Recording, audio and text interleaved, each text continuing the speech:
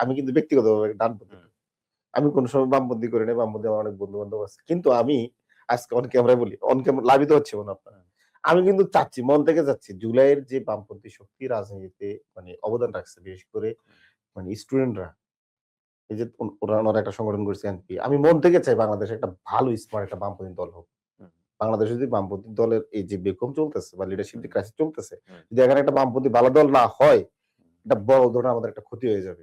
তো এখন আপনি বলতে পারেন, আপনি ডানপন্থী লোক বাম প্রত্যাশা করেন কেন? এটা আমি অফ দ্যা রেকর্ড বলব কেন প্রত্যাশা করি। আপনি তো এনসিপির হ্যাঁ, যুগ্ম সদস্য সচিব। এনসিপি নিজের পরিচয় দেয় মধ্যপন্থী দল হিসেবে। আপনি নিজেকে মাত্রই না, ডানপন্থী না, বলে আমি দাবি করেন। আমি আমি শুনেন, আমি বাংলাদেশে এই জায়গায় আরেকটা ব্যাখ্যা করে দিতেন।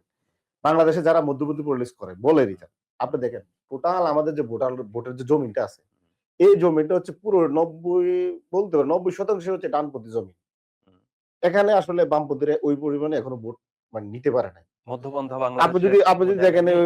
এরশাদের সময় সিপিবি ৫-৭ টা আসন মনে হয় পাইছিল। আমি যদি ভুল না করে থাকি। ৭ টার মতো হুম, মনে হয় কোন একটা ৮৬ বা ৯১ এর এখন কিন্তু আরো কমতেছে। তো ওই সময় ওদের ৫-৭% মানে জনপ্রিয়তা ছিল। হুম, তো এটা যদি ধরেন আপনার ৫০-৬০% হইতো, হুম, তাহলে আপনি কিছু বামপন্থী লোক আসলে পাইতেন। হুম, যারা আপনার ভোটার। এখন টোটাল যে আওয়ামী লীগ কখনো নিজেরা বামপন্থী বলে না, বিএনপি বামপন্থী বলে না। এরা দেখবেন নির্বাচনের আগে সবাই ডানপন্থী। সবাই এই যে টুপি পরে